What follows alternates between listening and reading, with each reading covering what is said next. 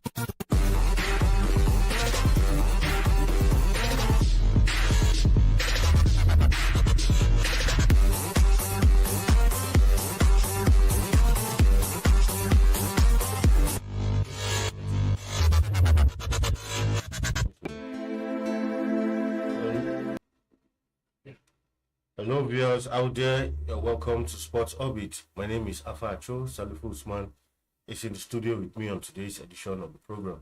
Salifu, welcome to Sports Orbit. Thank you. On today's edition, we'll begin straight from the NFF, where the Nigerian Football Federation has revealed that they are yet to receive monies meant for Super Falcons players from World Football Governing Body, FIFA. Each member of the Super Falcons playing staff are entitled to $60,000 for qualifying for the second round of the just concluded Women's World Cup in Australia and New Zealand. So, of course, the NFF a whole lot of things, but one would have expected that, after the competition, these monies will be made available. But NFF is saying, yes, FIFA is yet to send the money to the Federation's accounts.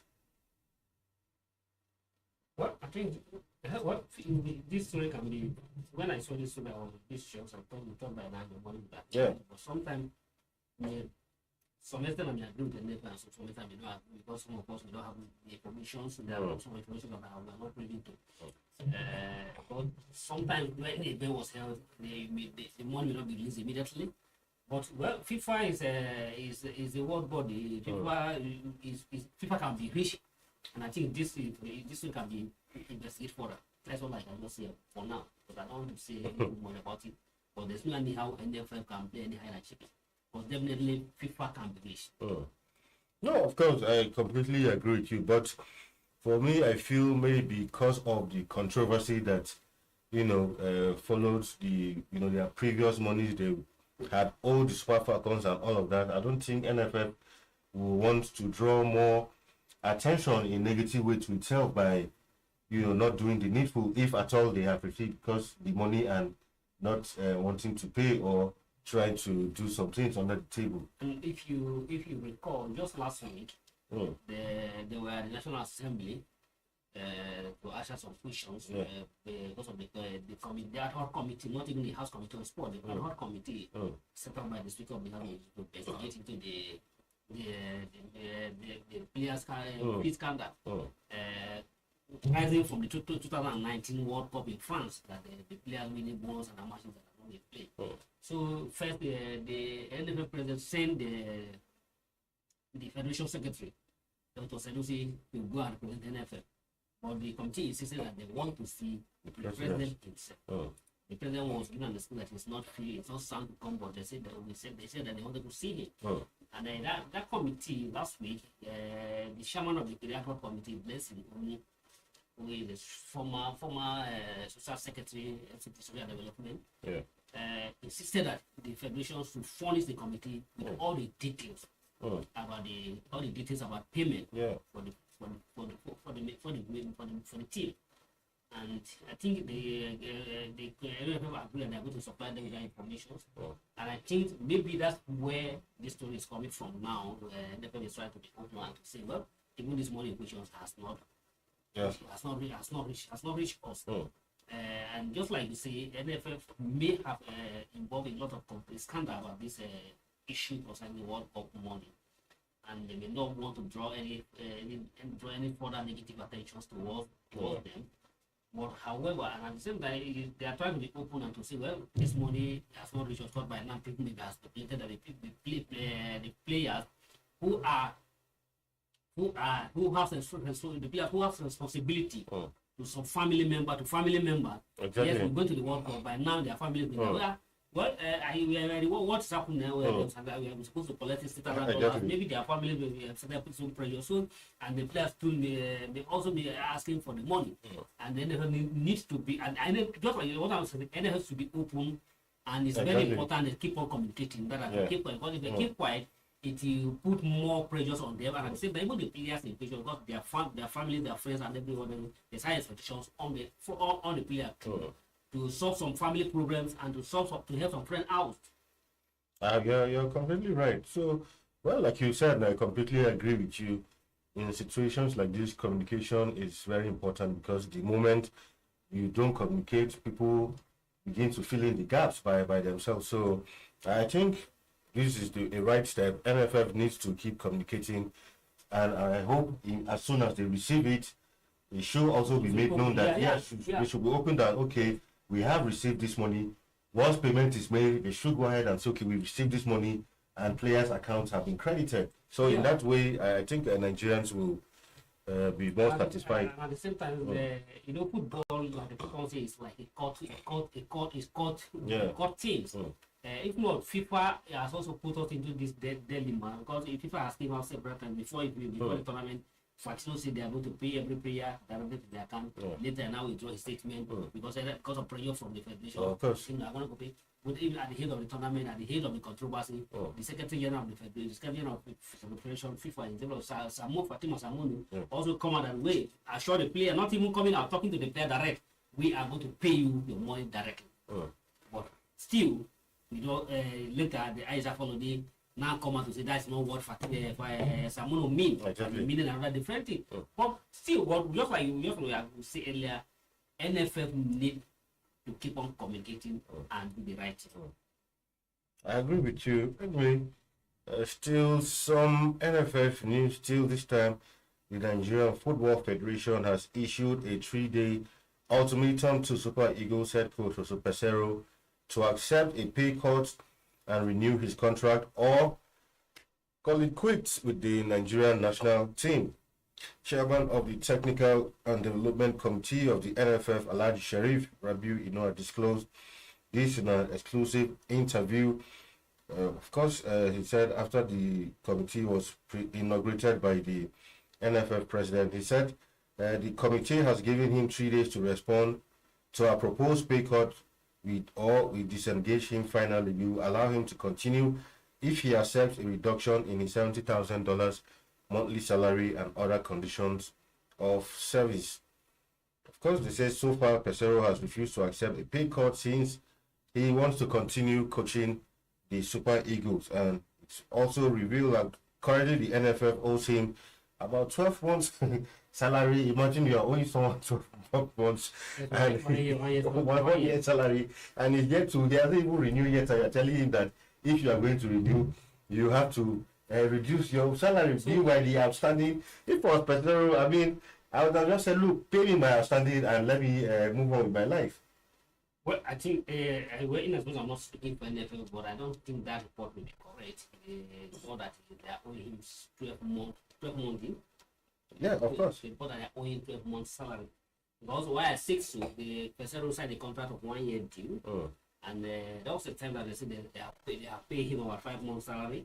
And if you sign a 1 year contract, it means since they are owing him 12 months, it means he has not been paid since he started the job. Yeah, but that period when the report came out, when they said he was paid, I don't know how it went because Peseiro did not come out to confirm or deny whether he was paid or not. The fact that he did not come, nobody will come out to confirm this I was paid because he has already received money. But the fact that he didn't deny that no money has been paid for him. Because if somebody is owing you and he allegedly that he has paid you, you will definitely speak out and will keep quiet. Yeah. But if you are paid and if you say I pay you, if I owe you, I say I pay you, and you keep quiet, it's an admission that I pay you. But if I didn't pay you, I don't think you will keep quiet. So I don't agree with that report. That's why I'm not defending. I'm not speaking in favor of NFL, speaking for NFL. Because if he was standing a 1 year contract and the report says they are owing him 12 months, it will obviously mean that for 1 year, he has not been paid anything at all since he was engaged at the job. But in terms of the pay cut, yes, from this side of the country, from this side of the world where we are, paying somebody for $70 per month is a huge 70,000. No, I agree.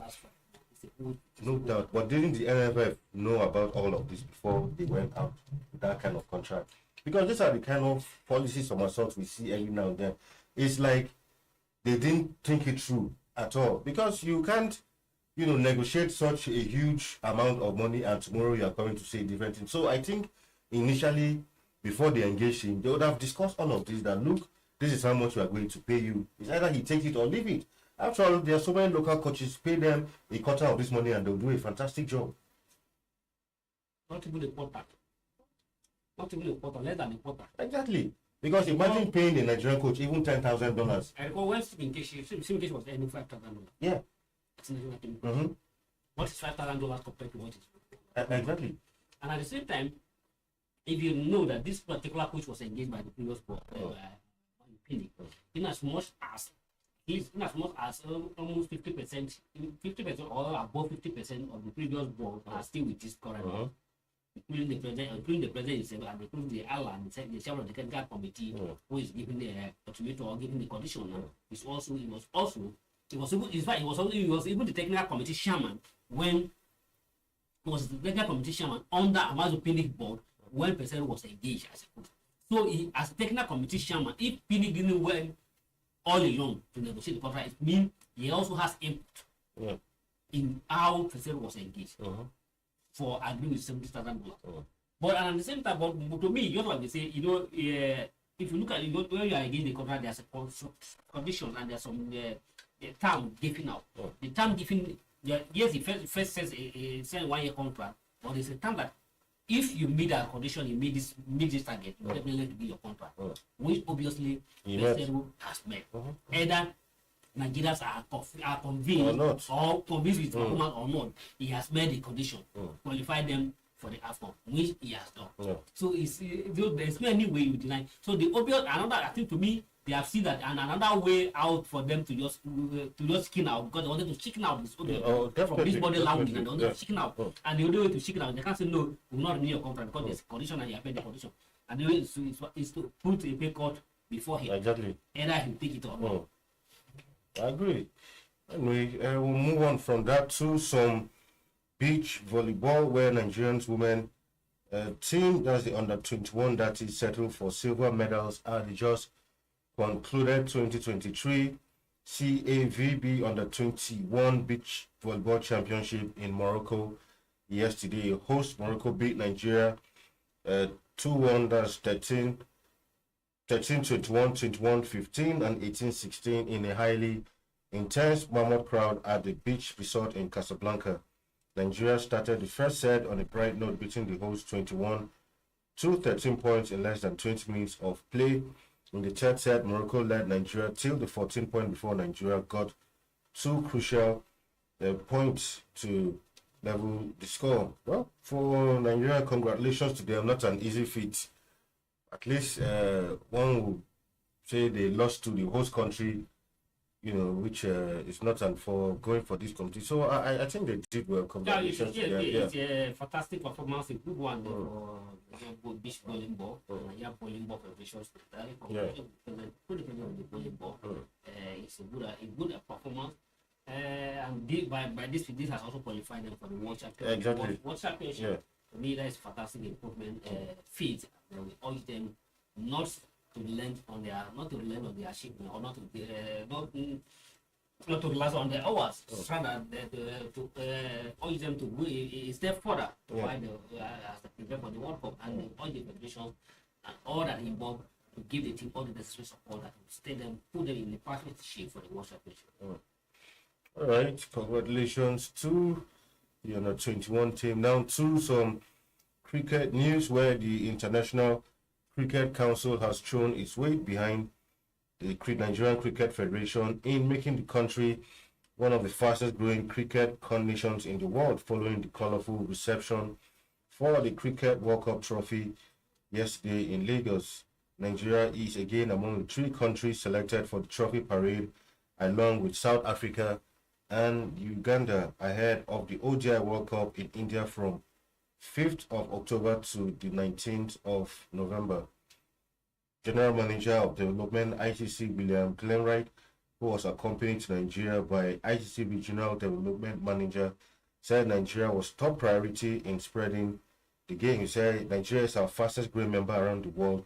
We came to learn from the NCF to better understand what they are doing successfully and apply it elsewhere around the world so that other members can be equally successful as Nigeria. Well, I think I completely agree with the ICC team that came into Nigeria, because if you notice that Nigeria is a country that, we're playing catch up when it comes to cricket in Africa, but now gradually Nigeria is making an inroad. For Nigeria to be one of the countries to be selected for this trophy tour alongside South Africa, which is the cricket powerhouse in Africa, of course, and likes of Uganda, I think it's quite remarkable.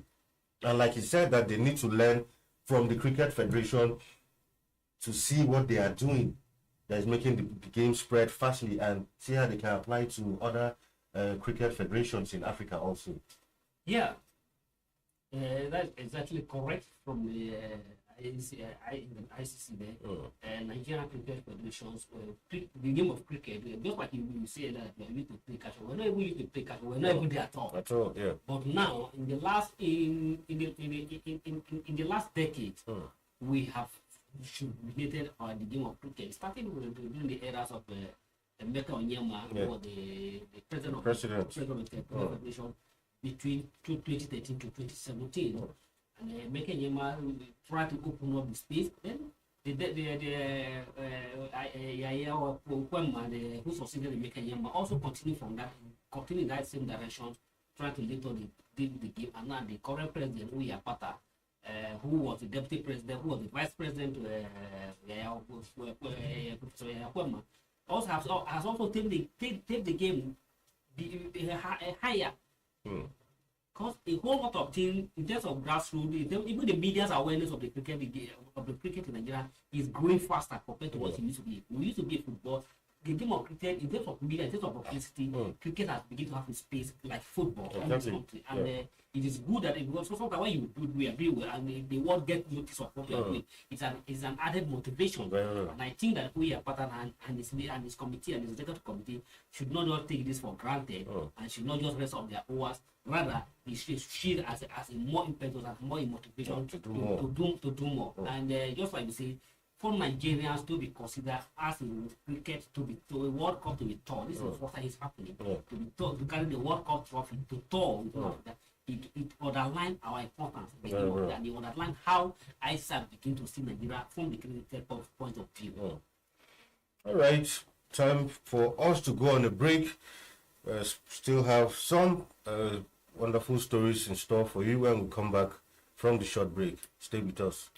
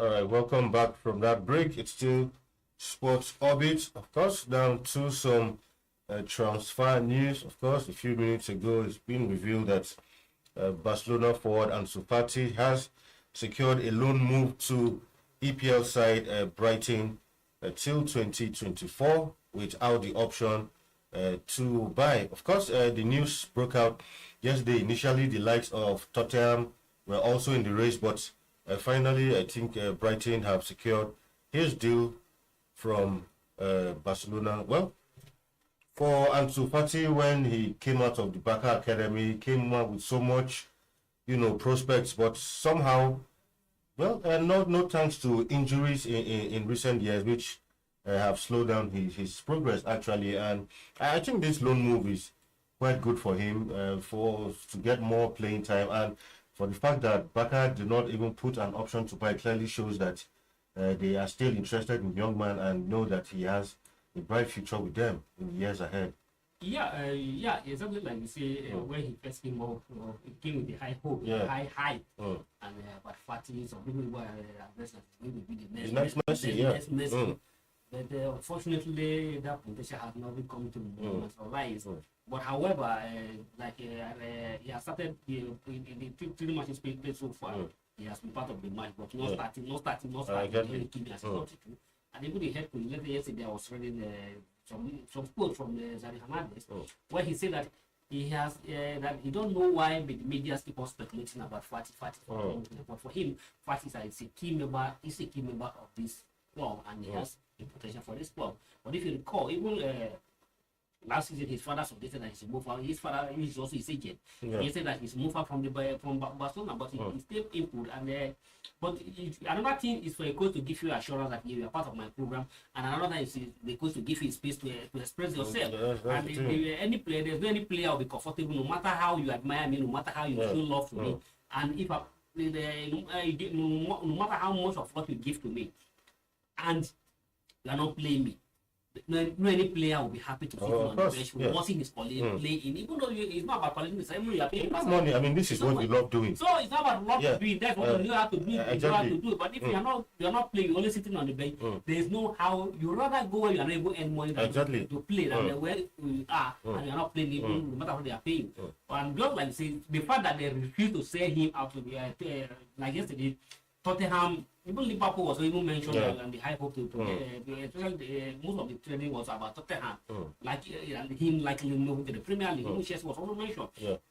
But the fact that those two big clubs not come in, it clearly showed that it may be because of the insistence of unwillingness of Barcelona to sell him outrightly, and the fact that Barcelona still wanted to hold on to him, just give him one level, give your money want to play, just go where you can play. But for now, there's a lot of players competing for space. Go where you can play and improve yourself.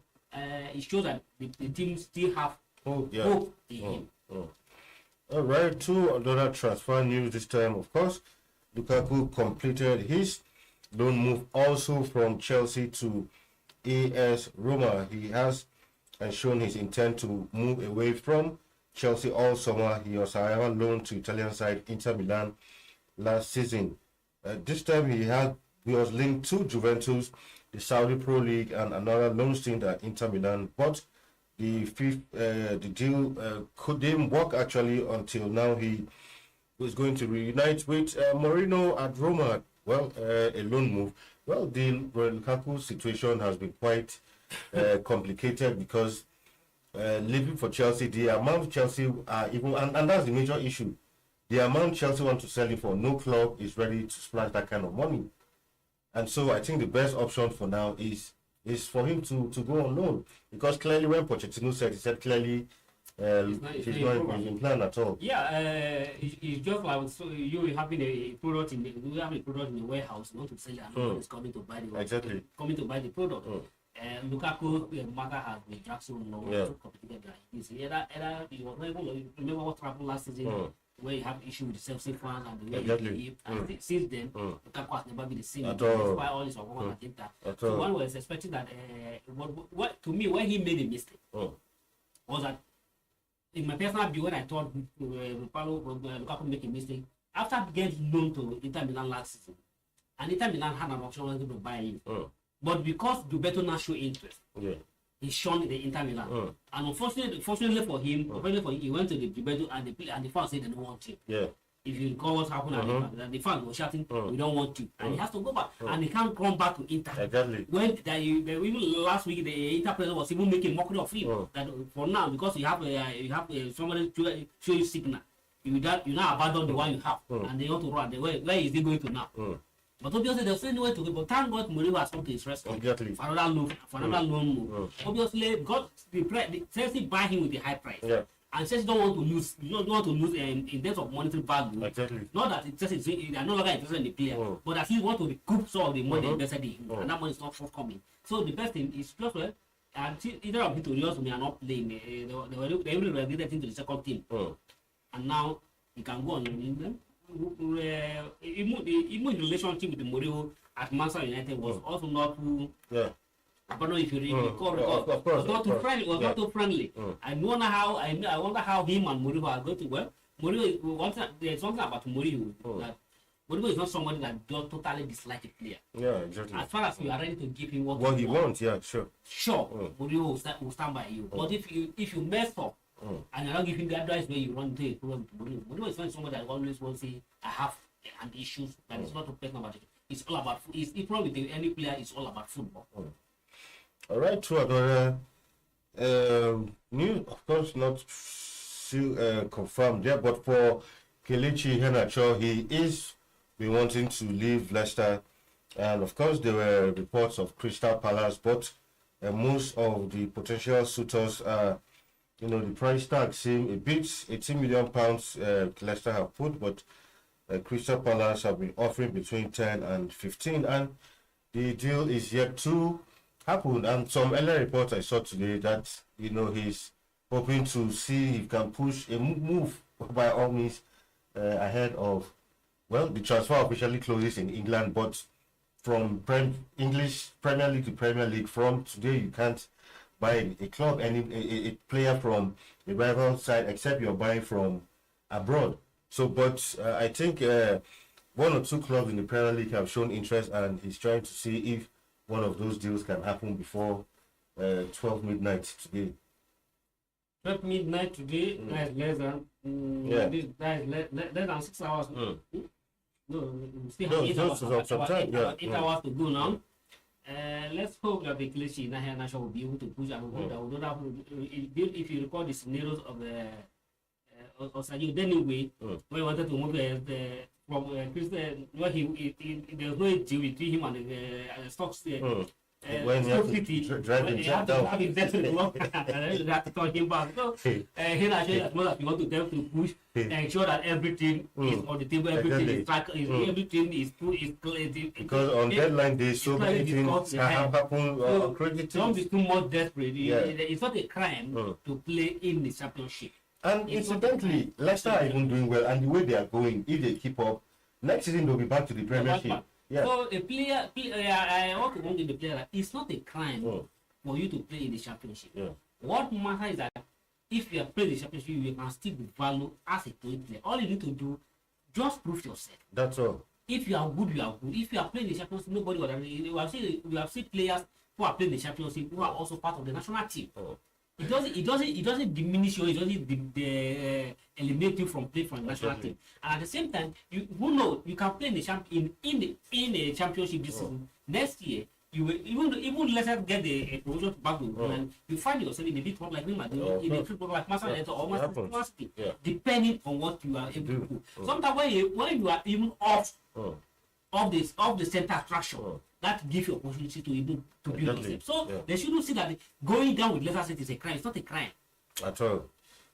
Of course, that's of course the Champions League draws are currently on, but hopefully by tomorrow we'll give you a complete package of that one as it stands. Well, with that we call it a day on today's episode of Sports Orbit. Salifu, thank you once again for being in the studio. Yeah, thank you. And then to remind our listener that the US Open is on, and Djokovic keep on his chest. Yeah, he's moved to the third round, and then his dream of winning 24 drafts. Exactly. Yeah.